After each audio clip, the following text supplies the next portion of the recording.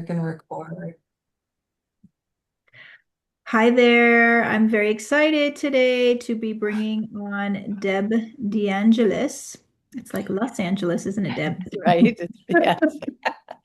She's going to be talking to us about the Tao of Trauma and some powerful work with touch. Darcy is going to read her bio first, though. Darcy? Hello, everyone. I'm so happy to be here and introducing Deb. Deb became a somatic experiencing trauma healing practitioner in 2010. This technique focuses on helping the nervous system return to a more regulated state. At the time, Deb was working as a physical therapist assistant in hospitals and rehab centers. Seeking answers to what people might have done differently to avoid the hospital stays, Deb became a Rolfing structural integration practitioner in 2012. Rolfing work towards Rolfing works towards bringing the physical body back into better alignment. She returned to her advanced Rolfing certification in 2019. Deb became a Qi Gong instructor in 2021, adding this ancient Chinese movement practice to her offerings. Whether focusing on a person's nervous system or their physical body, Deb loves partnering with people as they move toward a more regulated, aligned, and authentic way of being. We're going to find about this and so much more in this conversation, and I'm looking forward to it. Back to you, Michelle. Thanks, Darcy. I am so excited. I feel calmer just like having you in my presence, Deb. Thank you. Oh, good. I need like some nervous system reset this Monday. Um, well, thanks for joining us. You have so many beautiful techniques in your pocket to help support people's nervous system, which is so great. I think the one that really intrigued me was the Tao of Trauma technique that you work with. And I know we talked a little bit before we got started about this touch modality. I would love to jump in there. I'm going to go backwards today because normally I'd have you talk a little bit about yourself, but I really am excited about this. And then we'll get there and maybe you can interweave that into all of this if you can. Mhm. Yeah, it's interesting. It was the Qi Gong that led me to the Tao of Trauma. And so one of the teacher training classes that I took, the instructor had a list of recommended readings. And one of the books on that list was The Tao of Trauma, written by Elaine Duncan. And because I had already been studying and always interested in trauma or what happens when our nervous systems are not regulated definitely caught my eye. And I bought the book, reading the book, and then found out she offered a training. And so I signed up for Elaine Duncan's training in this touch work technique. And I took the training twice. I'm an immersive learner. I'm a slow learner. I need to absorb things. So I took the training twice and I've assisted. And I'm now part of a team um, who's facilitating. I'm part of the team. We're going to be offering the full training this year, both online and in person. Hmm. So, Can you share with us a little bit about um, this technique and for someone who's brand new to it, like what they would expect and how it would support them? so let me go into it this way. Elaine Duncan studied somatic experiencing trauma healing, um, and she studied a lot with a woman named Kathy Kane, who was one of the faculty people at Somatic Experiencing Institute. Mhm. Um, and Kathy Kane also does a touch work. Uh, the nerve when our nervous systems are dysregulated, often receiving regulated touch can be such a healing thing. So Elaine studied with Kathy Kane and started to recognize the parallels between the 5 steps that Dr. Peter Levine of Somatic Experiencing named in a self-protective response. And she saw correlation with the Chinese 5 element cycle. And so she started putting them together and using the five elements and the way the ancient Chinese, the Taoists, looked at life through this lens, this map of the five elements, and used this for how to approach working with a person. And so the touch can vary, how you get there can vary, but it's a very gentle, it's not a pushing on. It's not, it's a meeting and an invitation to find regulation. Mm. Does that make sense? Yeah, it does. So like if someone were to go into a session with someone that has been trained in this method, um, my guess is it's going to be a hybrid of talk and touch.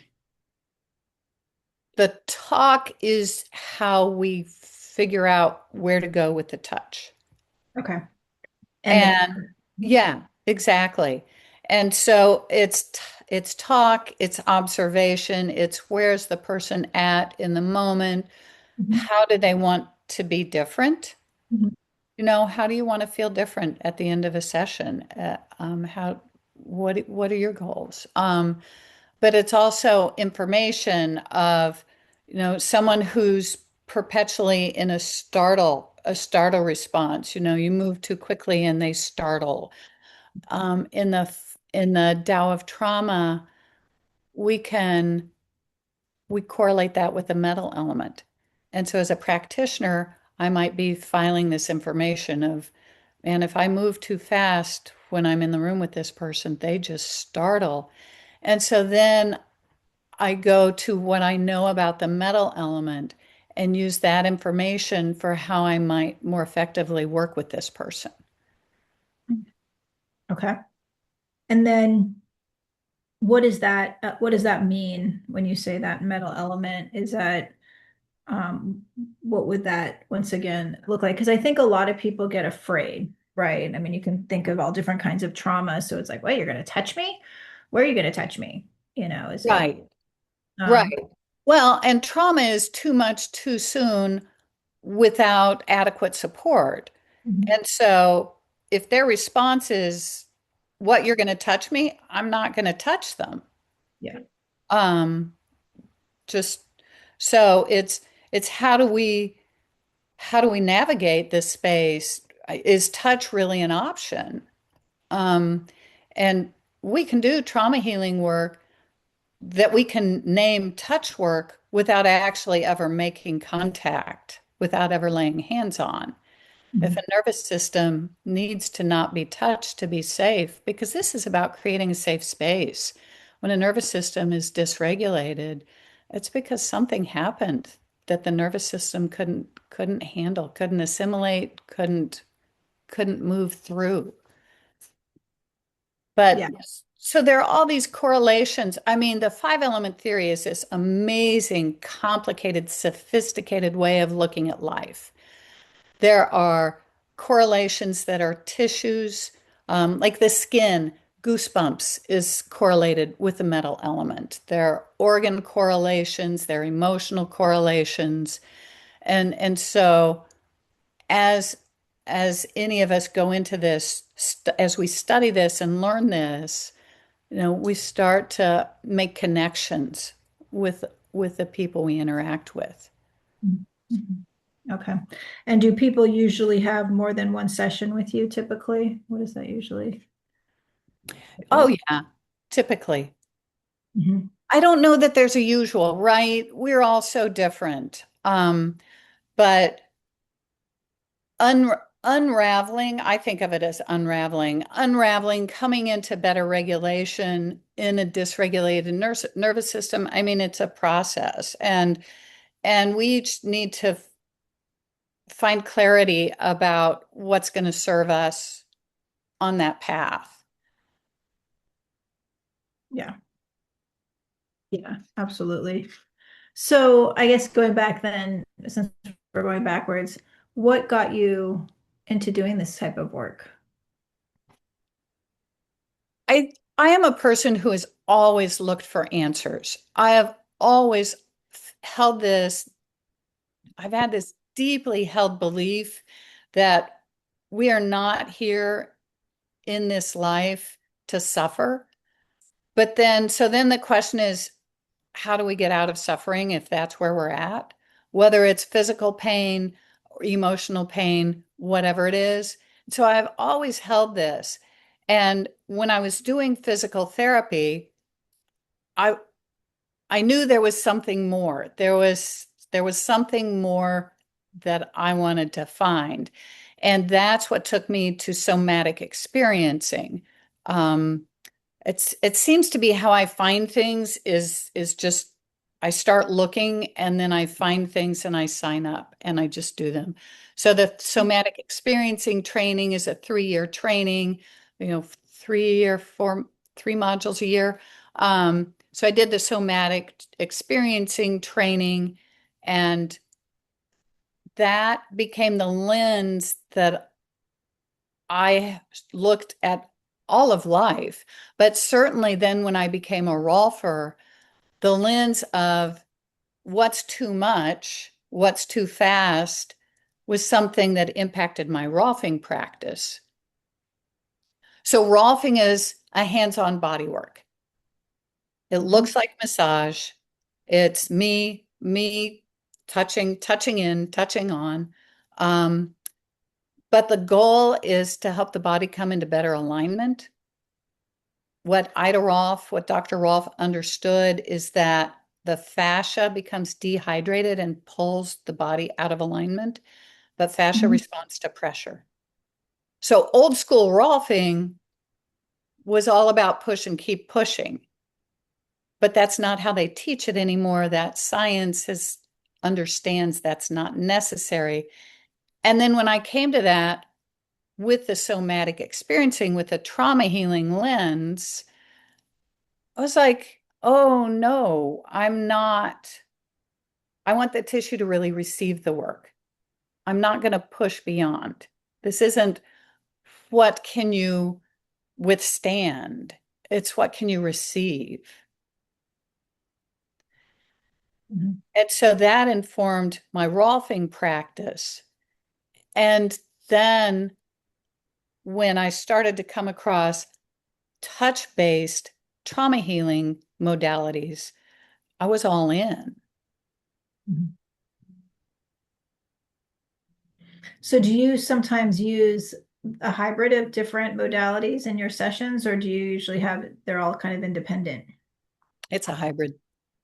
The hybrid. So It's a you're, hybrid. Yeah, whatever seems called for at the moment. I love that. I love that you can use, I mean, we've interviewed a lot of different people on this podcast, and they all are kind of specialized typically in one modality. So you bring in the Qi Gong, the Tao of Trauma approach, and the Rolfing, which is really awesome. And of course, Yeah. sounds like some somatic experiencing type of work too. Uh-huh. Mhm. Yeah. Is Yeah. there is there certain types of people that you don't work with?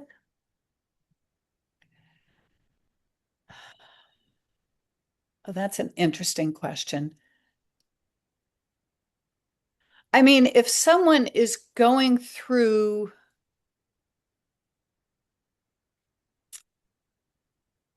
I think there are times when a person's in the middle of a health crisis that that you just need to heal. You Mhm. don't need to try to change your nervous system. You don't, it's not a time to process things. There's a certain, so I would say people who are dealing with really big health events. So I'm like, go home, eat soup, whatever. Right? Like, Oh, meat soup. Um, I mean, yeah. I don't work with a lot of young children. Some that's just not how I've landed in the world. I haven't worked with a lot of young children. So I'd say kids aren't really my thing. It's more older teenagers and adults that I work with. Mhm. Yeah, I can imagine. Um, I mean, that's just me. There are a lot of people who work really effectively with somatic experiencing, with Rolfing, with the Tao of Trauma, with kids. I'm just not that person. mhm. Yeah, and I also think there's something to be had about there. We've actually it's something I want to interview on the show too, is a medical intuitive. Right. Um, right, where you kind of are focused more on the medical issues that are affecting the body and all of that. And that's like a whole other kind of specialty and whatnot. What do you love most about this work that you do? Oh, Mhm. I love partnering with people as they come into a new way of being. Mhm. It just, however they get there, it's such an honor to to be able to participate with someone on their path. Yeah, I can imagine. Yeah. And I think sometimes it's, planting seeds, like just, maybe someone only comes in for one, two, maybe three sessions and they move on to something else. But, my hope, my belief is that what they've received has planted a seed, a hope for a way of being that might serve them well. Mhm. Mhm. And I love the people I work with over time. Mhm. Developing those relationships is really special. And I think when I spoke to you originally, you collaborate with therapists too. So a lot of people that work with you might also see a therapist in addition. Is that seems? Some, Mhm.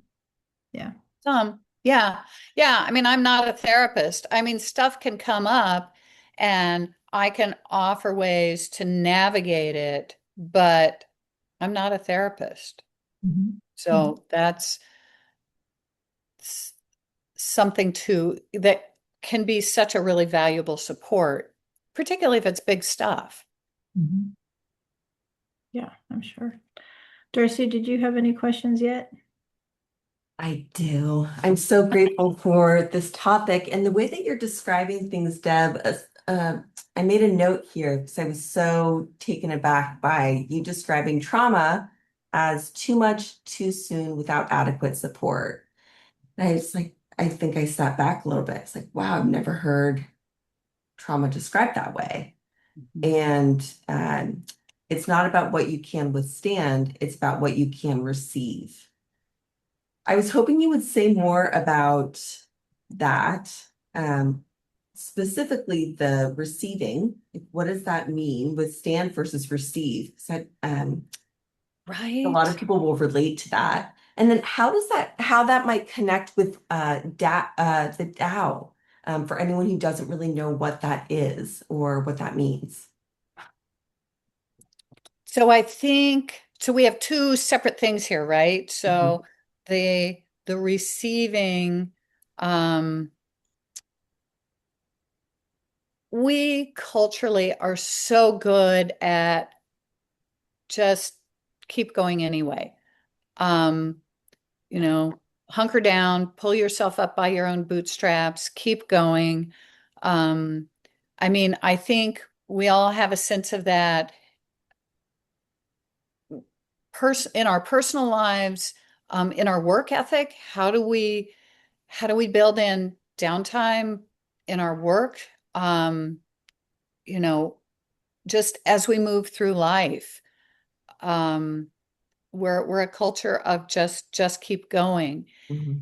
And how I see that in people in body work, whether it's Rolfing, whether it's the Tao of Trauma work, um, is I think I see it first in Rolfing because Rolfing uses pressure to open up the fascia.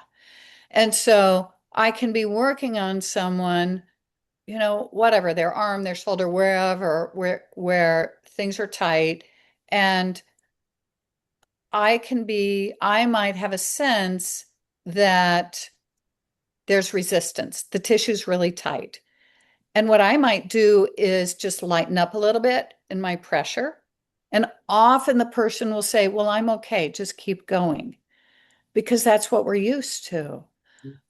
but I want the tissue to be aware of my presence and invite me in instead of me pushing through.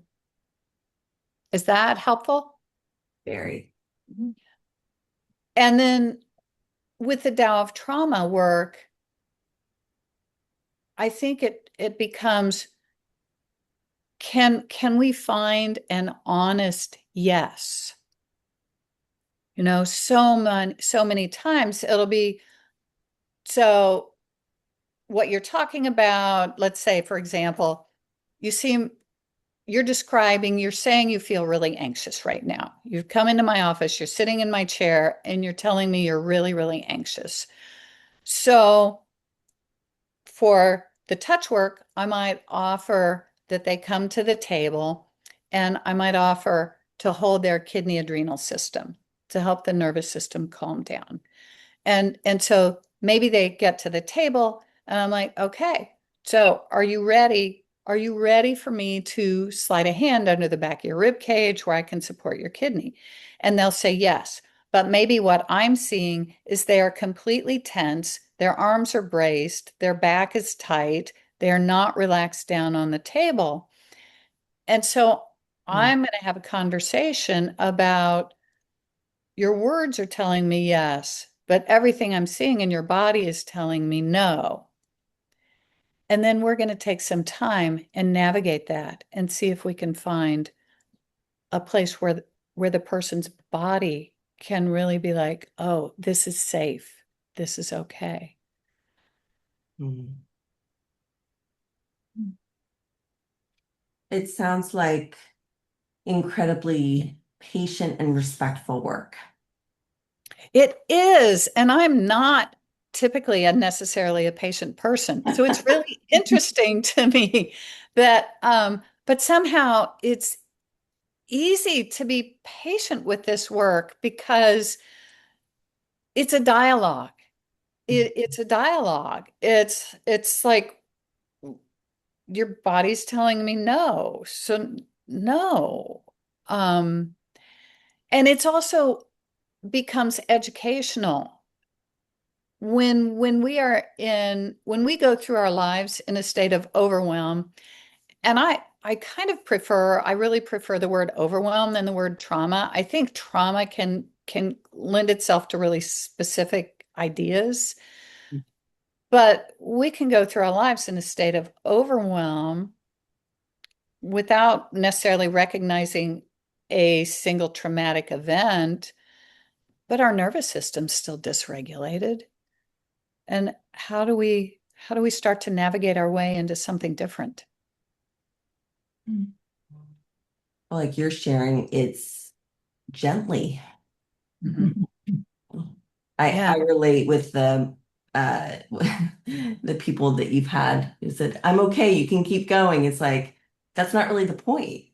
The right. point is to not keep going and to push. There is something uh at least my mind comes up with. It sounds like you've met people similar that's like if we just kind of hurry up and get through it, then it'll be resolved faster. Yes, And sometimes that's been true, and sometimes it's definitely not. It's just my mind's, giving me something to do. Uh, right. but the slowing down process really uh, takes a lot of trust. And I imagine that's where you come in, that you get to provide that when people don't have it yet. Yeah, it's a big deal. It's a big deal. We're a culture that moves fast, and to slow down can be really scary. It's a really vulnerable place. Mhm. It's a really vulnerable place. How do you build that trust with people? I do what I can to be as present as possible in my own self Mhm. and create space for them to be present however they show up. Mhm. Yeah, I think it, and I think time. And really just how you, I mean, you're very calming just even on this podcast, right? Like you come in and you have a very calming energy. Um, so there's definitely something to be said about that too, right? It has taken a lot of work for me to get to a point of having a calming presence. Thank you. Mhm. Um, I've worked on my own nervous system, Mhm. and I think that's part of it is I know my own work that I've had to do. And so when someone shows up in front of me, I'm like, okay, here you are.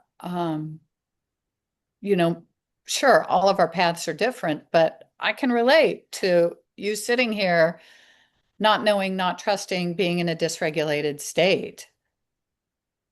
Yeah, yeah. And I'm glad to hear that too, because I feel like some the people I like to speak with in the wellness world usually are folks that have done the work Yeah. versus just offering it up and not fully embracing it themselves. So I appreciate you doing that. Yeah. Yeah. I feel like it's happening. I feel like we're starting to figure out we need to each do our own work. We need to each figure out how to show up authentically and move from that place. So you're located in Kansas, but you see clients virtually, correct? No, No no, virtual, in person.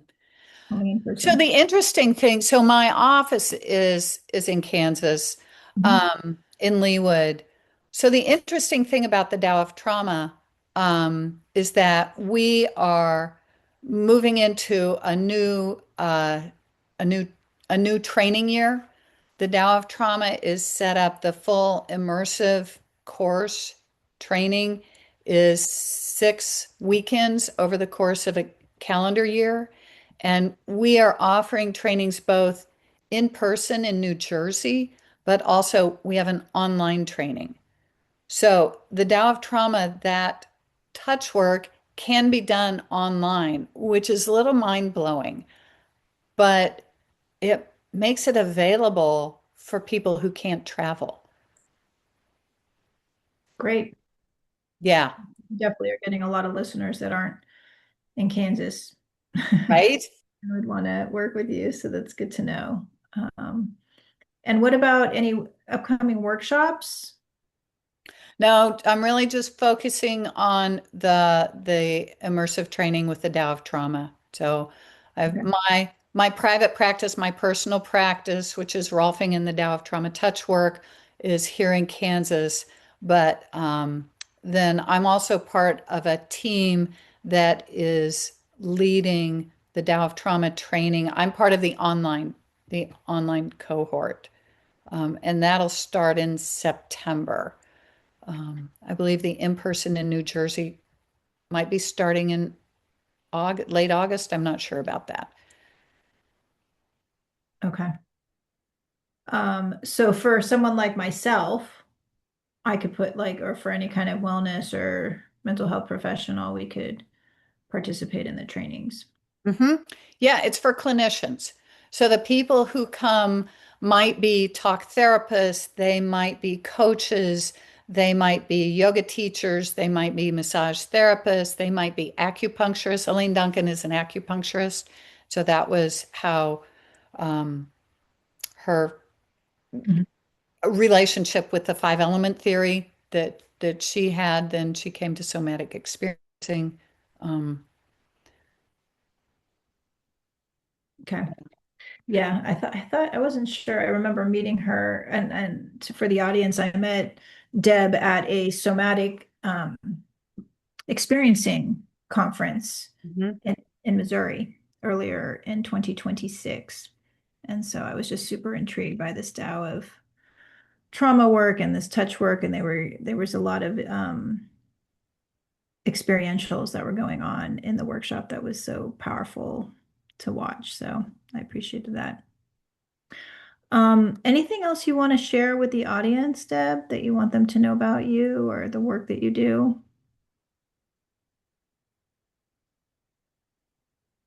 Nothing in particular. No, I mean, I love having dialogues. I love having conversations about this. My website is debdeangeles.com. For more information about the Tao of Trauma, you can find Tao Trauma. It's Tao trauma.com. Um, and yeah, I love, you know, culturally we're just at the cusp of change, and anything any of us can do to bring better regulation to ourselves and to the other people we encounter, it can only help the world move forward in a better way. Absolutely. I love that message and totally agree. Thank you so much for joining us. So appreciate you and the work that you do and the ripple that you create. Thank you. Thank you. I appreciate both of you. It's been a pleasure to have this conversation.